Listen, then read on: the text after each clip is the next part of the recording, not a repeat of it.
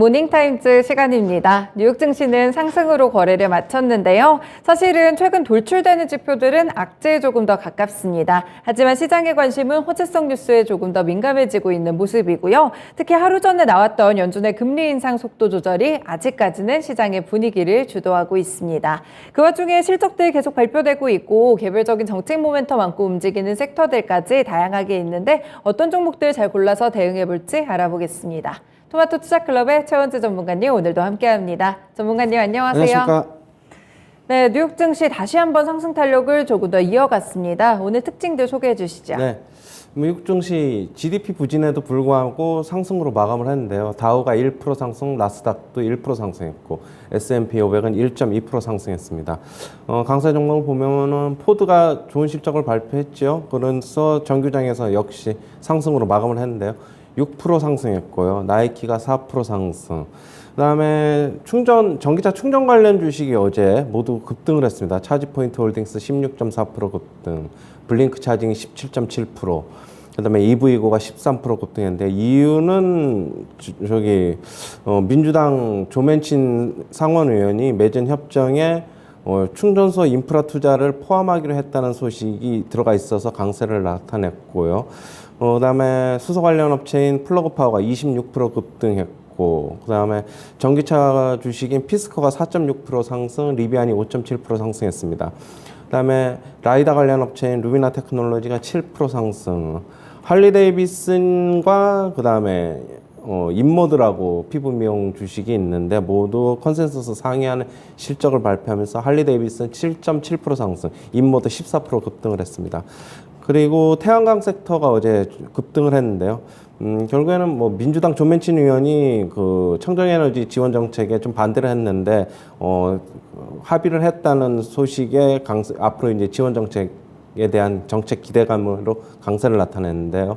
썬노바 에너지가 30% 가까이 폭등했고요. 썬파워가 18% 급등, 인페이저 에너지도 7.6% 상승, 퍼스트 솔라도 15.3% 급등을 했습니다. 그다음에 애플과 아마존이 실적 발표를 했는데요. 컨센서스 모두 이제 상회하는 실적을 발표했는데요. 애플 같은 경우에는 매출도 소폭 컨센서스 상회했고 EPS 같은 경우에는 1.2달러가 나왔는데 컨센서스는 1.16달러였죠. 소폭 상회했습니다. 지금 시간에서 3% 중반대 상승세를 기록하고 있고요. 그 다음에 아마존 같은 경우에는 지금 클라우드 부문의 선전으로 기대 이상의 실적을 발표했는데요. 매출이 컨센서스 상회했고요. 그 다음에 주당 순이익은 컨센서스에 소폭 못 미쳤지만은 지금 가이던스를 좋게 내놨습니다. 지금 아마존 웹서비스 매출이 3분기에 197억 달러를 2분기에 이번에 이제 197억 달러를 기록을 했는데 시장의 예상치가 이제 195억 6천만 달러였죠. 지금 3분기 가이던스 매출 같은 경우에는 1250억 달러와 그다음에 1300억 달러 그 사이에서 이제 매출을 예상을 하고 있는데 컨센서스는 1264억 달러입니다. 지금 시간에서 13% 넘게 급등을 하고 있습니다. 미국 2분기 GDP가 발표가 됐는데요. 지금 마이너스 0.9%로 역성장했습니다. 원래 시장 컨센서스는 플러스 0.4%였죠. 크게 좀 하회한 것으로 보고 있고요.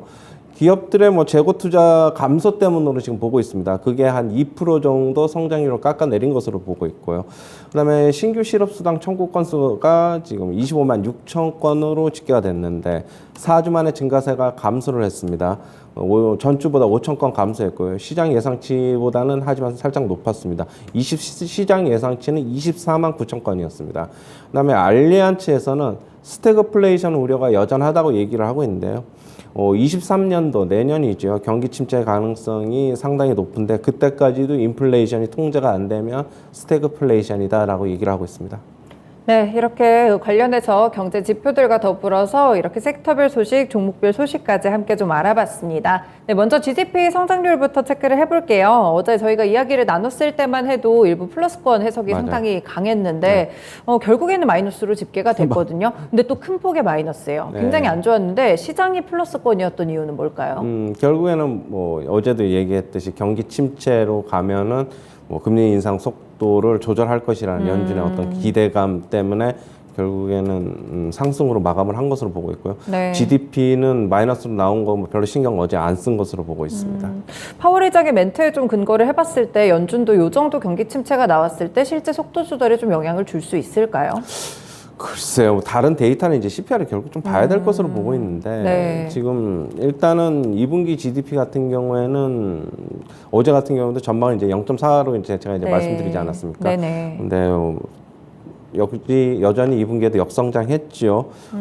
기업들의 이제 재고 투자를 지금 경기 침체에 대한 우려 때문에 재고를 많이 이제 안 쌓아놓으려고 한 것이 좀 원인으로 지금 파악이 되고 있어요. 네. 지금 뭐 연준 같은 경우에는 조금 전에 뭐 금리 인상 속도 조절 얘기를 하셨는데 역시 CPI 좀 봐야 될 것을 보고 있고요. 뭐 시장이 조금 어떻게 보면 이제 듣고 싶은 것만 좀 앞서서 자기네들이 이제 상승에 대한 이유를 찾을 것만 좀 듣는 것 같아요. 일단 시장 뭐 단기적인 어제도 말씀드렸고 모멘텀 구간이다라고 말씀드렸습니다.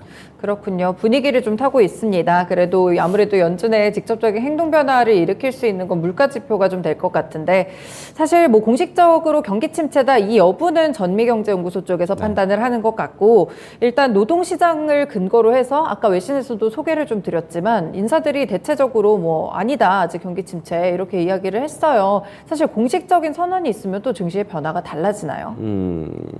일단 만약에 공식적인 선언이 있게 되면은 네. 증시는 이미 다 반영하고 있겠죠. 그러면은 네. 저는 오히려 그냥 역으로 상승할 것으로 보고 있어요. 네네. 예, 그렇게 보고 있고 아직까지는 3분기, 4분기 뭐 GDP가 안 나왔기 때문에 이번 연도에 뭐 경기 침체다 아니다라는 판단하기는 조금 이르고요. 뭐 역시 기술적 침체 얘기는 계속적으로 나오고 있죠. 네. 하지만은 3분기, 4분기에는 역성장은 안 할 것으로 지금 보고 있어가지고 그렇게 본다면은 아직까지 침체는 전미경제연구소에서 아직까지 그래서 이제 안 하는 것으로 보고 있습니다. 네, 3분기까지 좀 가봐야 알 것 같습니다. 그리고 이제 인사들이 근거로 들었던 게 노동시장인데 매주 또 신규 실업수당 청구 건수가 발표가 되잖아요. 그래도 4주 만에 어느 정도 증가세는 좀 꺾였습니다. 노동시장이 여전히 견조한 건가요? 여전히 타이트하고요. 뭐 네. 노동시장 뭐 근데 이거를 알아야 돼요. 미국 그러니까 연준 같은 경우에는 네. 물가하고 고용시장 이제 같이 봅니다. 보긴 네. 보는데 인플레 물가 지표를 6대 3이 6대 4나 7대 3으로 좀 더 비중을 그쪽으로 더 두고 있기 때문에 네. 물론 고용시장 아주 최악으로 가지 않는다면은 물가에 여전히 더 치중하는 게 원래 연준의 그 기본 방침이기 때문에 네. 뭐 고용 시장은 뭐 아직까지는 뭐 실업률도 견조하고 그렇기 때문에 신경 아직 안 써야 될 것으로 보고 있어요. 결국에는 아직은 물가 지표가 어떻게 나오는지 이 부분이 상당히 중요하겠네요. 그런데 이제 한쪽에서 일각에서는 스태그플레이션에 대한 우려를 여전히 보고 있는 시각도 있거든요. 전문가님 생각은 어떠세요? 그래서 똑같아요. 저도 지금 만약에 내년에 이제 경기 침체에 저는 이제 뭐 들어갈 것으로 이제 보고는 있는데 내년에도 이제 물가가 인플레가 안 잡히면은 결국에는 그게 이제 스태그플레이션이거든요. 뭐 시장은 인정하기는 싫겠지만 뭐 저는 그럴 것이라고 보고 있어요. 네, 그렇군요. 경기 침체와 인플레이션 두 가지 키워드에 대해서 계속 좀 체크를 해보셔야 될 것 같습니다. 그리고 이제 섹터별로도 소개를 좀 해주셨는데 태양광 섹터가 상당히 좋았어요. 네. 뭐 국내 증시도 어제 사실 굉장히 좋았던 것 같은데 이 기후 위기 대응을 위한 미국 정부 법안 맞아요. 이 부분이 좀 중요했던 것 같거든요. 네. 좀 장기적인 모멘텀인가요? 일단은 조맨친 상원 의원만 이제 민주당에서 반대를 해가지고 이제 통과가 안 된 이제 반대로 통과가 이제 힘들다고 봤는데 이제 어떻게 어제 이제 좀 자기가 이제 마음을 돌리고 척 슈머 상원 원내대표하고 이제 합의를 하기로 하면서 태양광 섹터 어제 급등을 했죠. 어제 하나솔루션, 현대에너지솔루션 급등을 했고 네. OCI는 상대적으로 중국의 이제 폴리실리콘 가격이 중국이 좀 가격을 어떻게 보면 제어를 하겠다는 소식에 요즘 최근에 좀 많이 빠졌는데 맞아요. 네. 제가 이제 어제도 이제 말씀을 드렸고 저번에도 이제 한번 앵커님께서 태양광 섹터 주식 중에서 그러면 OCI 뭐 하나솔루션, 현대에너지솔루션인데 네. 저는 뭐 태양광 섹터 별로 안 좋게 본다라고 제가 저번에 말씀을 드렸잖아요. 네. 유가가 하락하면은 친환경 쪽에 관심이 식기 때문에. 맞아요. 하지만 그때 이제 제가 이제 하나솔루션은 좀 별개로 맞아요. 봐야 된다고 이제 말씀을 드렸어요. 네. 왜냐하면 그때 이제 바닥권에서 어떻게 본다면은 움직이고 있어가지고 그런데 어제 하나솔루션 같은 경우 상당히 급등을 했고 현대에너지솔루션도 네. 좋은 모습. 대신 OCI는 조금 이제 힘을 잃어가는 모습. 맞아요. 그러나 이제 뭐 OCI도 이제 기술적 반등 구간이기 때문에 뭐 반등은 당연히 나오는 구간이 또 보셔야 될 것으로 보고 있고요. 네. OCI는 조금 더 하락하면은 어떻게 본다면은 또 다시 신규 매수 기회가 있지 않나 그렇게 보고 있고, 역시 뭐 하나솔루션, 현대에너지솔루션은 특히 하나솔루션 같은 경우는 중장기적으로 바닥권이기 때문에 조금 강세는 더 강하게 나오지 않을까. 물론 오늘 좋은 뉴스에 좀 팔자는 당연히 있을 수 있습니다. 예. 네. 매물 소화는 조금 있을 수 있겠지만 결국 하나솔루션 이전에 말씀해 주신 대로 긍정적으로 보고 계시고요. OCI 같은 경우에도 이제 기술적인 반등 구간에서 함께 조금 주목을 받을 수 있을지 기대가 좀 됩니다. 그리고 이제 실적 발표했던 기업들 가운데 애플과 아마존 둘 다 지금 시간에서 반응이 상당히 좋거든요. 특히 아마존 같은 경우 폭등이 나오는데 어떻게 이런 실적들이 주가 반등 트리거가 좀 될까요? 그렇죠. 뭐 지금 시간에서 강세는 뭐 여전히 정규장에서 강세로 특히 이제 요즘 같이 이제 시장 분위기가 괜찮으면 그냥 강세로 그냥 계속 이어질 가능성이 뭐 거의 뭐 99%다 뭐 이렇게 보여야 될 것 같고요. 네. 일단 아마존 같은 경우는 3분기 가이던스도 양호하게 제시를 하면서 지금 초강세가 나타나고 있는 것으로 보고 있어요. 네. 애플 같은 경우에는 팬데믹 이후에는 이제 뭐죠? 그거 가이던스를 제시를 안 하기 때문에 지금 뭐 어떻게 본다면은 그냥 컨센서스 상회하는 실적만 숫자만 좀 반영을 하고 있는 것으로 보고 있고요. 아마존은 가이던스를 제시했기 때문에 강세를 나타내고 있는 것으로 보고 있습니다. 네. 역시 뭐 클라우드 부분의 선전이 뭐 주요했다 그렇게 보고 있어요. 네, 확실히 좀 이유가 있었던 그런 상승이 나오고 있는 것 같은데 이 애플 관련 종목들 같은 경우 그럼 국내에서도 조금 수혜를 받을 수 있을까요? 이미 좀 올라갔죠. BH 뭐 이런 종목들은 LG 이노텍 신고가죠? 같은 네. 경우에도 차트 한번 잠시 보시면요. 네, 최근에 좋았던 것 같은데 실적도. 뭐 네. 괜찮습니다. 뭐 저번에도 뭐 주가 좀 빠지면서 뭐 아침 방송에서 뭐 좀 우려스러워서 얘기를 앵커님께서 다른 분 박성재 앵커가 얘기를 했는데 네. 이 라인이 지켜지고 있어요. 일단 32만 원 라인이 여기 그러네요. 아래 부분이 계속 지켜지고 있다는 것으로 봐가지고 네. 지금 5월달 이후에 계속 지켜지고 있어가지고 뭐 여전히 뭐 긍정적이다 그렇게 보셔야 될 것 같고요. 2분기에 매출 그러니까 실적을 발표했는데 괜찮았어요. 뭐 2분기에 비수기인데 네. 그러면 3분기, 4분기에는 성수기잖아요. 신형 그렇죠. 아이폰도 나오고 그렇게 네. 본다면 뭐 실적은 더 잘 나올 것이다 그렇게 보고 있습니다. 그렇군요. 애플 관련 종목들도 눈여겨보셔도 좋을 것 같습니다. 그리고 어제 국내 시장에서 원달러 환율이 이제 1,300원이 좀 깨졌어요. 어떻게 좀 일시적인 현상이라고 보시나요? 어제 뭐 결국에는 좀 우려스러웠지만은 금리가 역전되는 게 현실화되면서 결국엔 뉴스에 뭐 급락을 한 것으로 보고 있어요. 네. 그리고 뭐 원달러 환율 뭐 여기서 추가적으로 급락하기보다는 당분간 1,290원에서 1,300원, 10원 요 사이 좀 왔다 갔다 할 것으로 보고 있고요. 뭐 하지만은 4분기 초까지는 조금 네. 계속적으로 좀 주의 깊게 지켜봐야 된다. 그렇게는 보고 있습니다. 네, 환율 시장에 대해서도 완전히 마음을 내려놓기보다는 계속 주목을 해보시면서 가셔야 될 것 같습니다. 네, 국내 시장 주말 앞두고 있는데 그럼 오늘 어떻게 대응해 볼지 짧게 말씀 부탁드려요.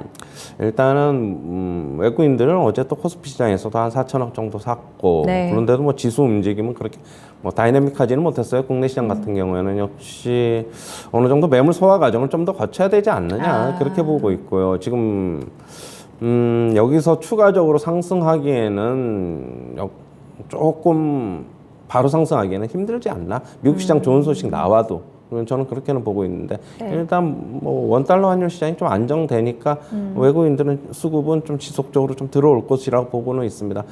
지수 조정 받으면은 조금 조정 받으면은 지켜보다가 뭐 다시 신규 매수 진입하는 것도 괜찮아 보이고 역시 박스권 상단이라고 저는 보고 있어요. 그렇다고 본다면은 계속적으로 이번 주는 고점 갱신할 때마다 조금 팔아보자는 의견 계속 드렸는데 네. 여전히 조금 계속 비중 줄이고 그런 쪽이 좀 좋아하는 보입니다.